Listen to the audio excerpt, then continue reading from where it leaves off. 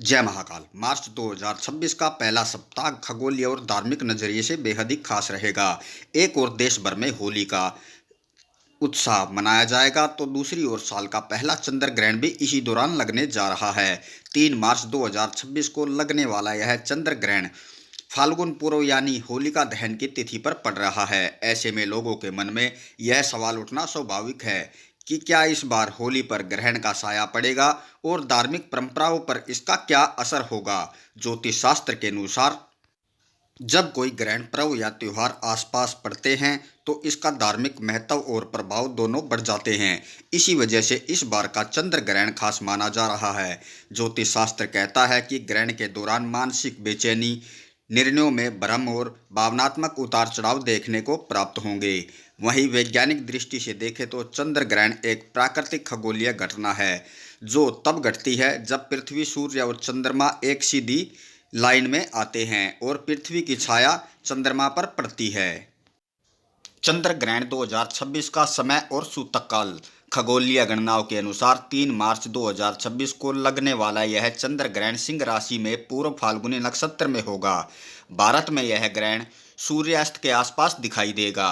ग्रहण प्रारंभ 3 मार्च 2026 दोपहर 3:20 से। ग्रहण समाप्त 3 मार्च 2026 शाम 6:46 तक।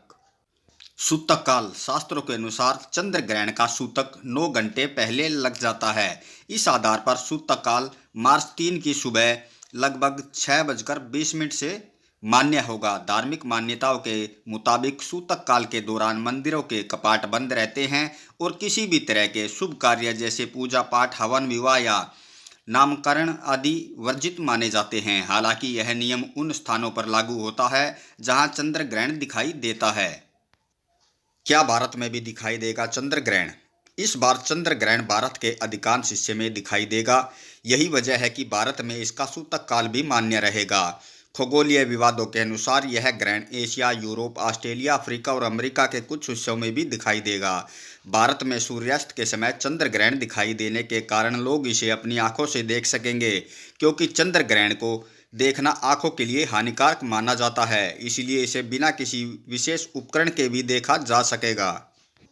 राशियों पर चंद्र ग्रहण का प्रभाव। किन लोगों को रहना होगा सावधान और सतर्क?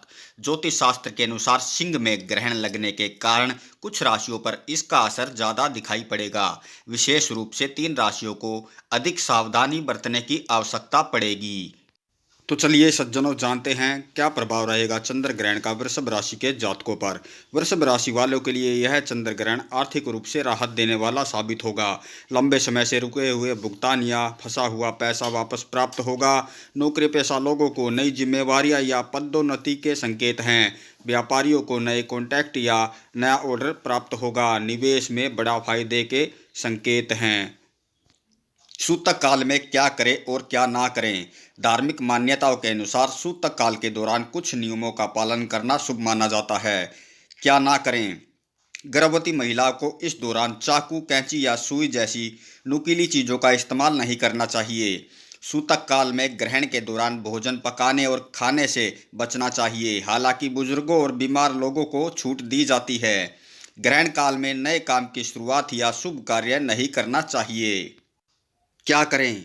ग्रहण के समय ओम नमः शिवाय या विष्णु सहस्त्र नाम का पाठ करना आपकी मानसिक शांति के लिए अच्छा रहेगा। सूतक काल लगते ही खाने की चीज़ों में तुलसी के पत्ते डालना परंपरा मानी जाती है। ग्रहण समाप्त होने के बाद स्नान करें और घर में गंगा जल अवश्य छिड़कें। इस दिन सफ़ेद वस्तु जैसे चावल, दूध, चीनी, दही, सफ़ेद कपड़े या इत्यादि का दान करना भाग्यशाली माना जाता है। होली और ग्रहण क्या ध्यान रखें? क्योंकि 3 मार्च 2026 को होलिका दहन भी है और इसी दिन चंद्र ग्रहण लग रहा है। इसीलिए धार्मिक दृष्टि से होलिका दहन और इससे जुड़े अनुष्ठान सूतक लगने से पहले या ग्रहण समाप्त होने के बाद ही करने की सलाह दी जाती है। ज्योतिष शास्त्र का मानना है कि ग्रहण काल में किसी भी तरह के मांगलिक कार्य से बचना चाहिए। धन्यवाद।